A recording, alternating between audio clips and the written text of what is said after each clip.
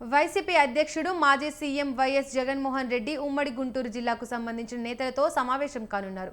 తాడేపల్లిలోని వైసీపీ కేంద్ర కార్యాలయంలో జరిగే ఈ సమావేశానికి ఉమ్మడి గుంటూరు జిల్లాకు చెందిన ఎంపీపీలు, జెడ్పీటీసీలు, మున్సిపల్ చైర్పర్సన్లు, మేయర్, స్థానిక సంస్థల ప్రజాప్రతినిధులు హాజరు కానున్నారు.